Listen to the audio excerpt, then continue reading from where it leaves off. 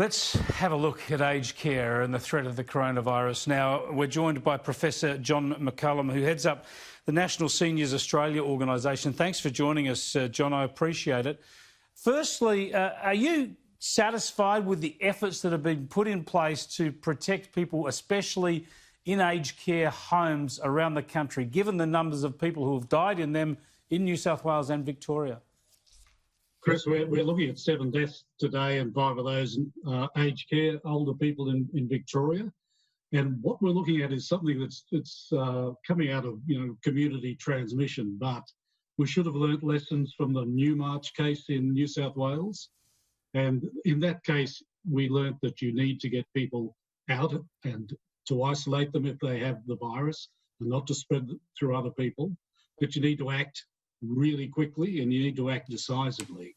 And I think what's happening is people have had their 24-hour action plans, but when they actually hit the crisis, they can't actually do them. They wait for help. So I think what's really important is that people get moving and do things immediately. The reports are that the private firm who came in and helped sort out Newmarch House in New South Wales are now heading to Victoria to help out there. But I suppose my question is more about before we get to those infections. Whatever we do with living with the virus, whether we're successfully suppressing it or, as I'm suggesting, we're more likely to have to deal with this virus in the community for years to come, the obvious point is we have to keep it out of aged care homes. And shouldn't we have the most secure quarantine measures around them? And shouldn't we be working on that at the moment, because we'll need that no matter what happens? Absolutely, that's I totally agree with that. And what we've had certain failures in that protection. Now, you would expect, some when you've got such massive community infection as you have in Melbourne and Victoria.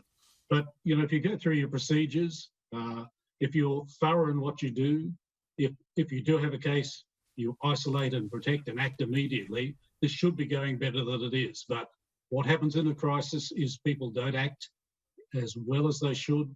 You lose some of your good staff because they have to go into quarantine. You bring in new staff, and they really can't manage it. So we've really got to get on top of that. As I said before, we learnt that in Newmarch. We should be learning it now. So people should be doing trial runs of that, should be acting so that they can, when it does happen, they can move and move fast. Yeah, I couldn't agree more. It's something we've really got to focus on, because we've really got to expect that longer term there's going to be more of this virus around. In some ways, this is the easy way to protect elderly Australians in aged care homes, because they should be like viral labs in reverse. We just should make sure no diseases, no germs can get in to a facility. What's probably more of a challenge is elderly people who are just as vulnerable but are living in the community, living at home. Have you done much work on what we can do to get supplies to people to make sure that they're okay while they remain completely isolated in their own homes? Yeah, look, it's one of those cases where the urgent overcomes the important. You're talking about the important. And we do need to get some access to people with protective equipment, particularly with their carers.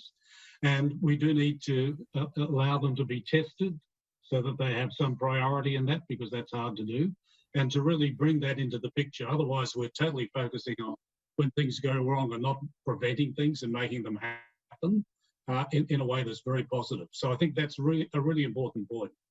Are the state governments in particular and federal government looking at ways they can do with it? I was speaking to an elderly neighbour the other day. She hasn't left her home for 3 months. Now, she's got family members who are bringing material to her, food to her and caring for her, but there must be a lot of people who are perhaps lacking that support. We're beginning to talk about it, but when you've got 14 residential aged care facilities in trouble, that tends to grab the attention and grab the resources, and that's understandable, isn't it, really? But we've got to get on with the others. That can happen with other people doing it, not the people who do the residential aged care. We need to get going on that, so that we are protecting people at home, we are supporting the carers. I mean, any death, even of an older person, is a premature death. And some of these people are actually very active older people. And we can see that from, some of the news reporting on this. So this is a terrible thing we've got to protect people from. Absolutely. We've got to do all we can. That's why we've got you on, Professor, and we'll try and get back and catch up with you again in the future. Thanks for joining us.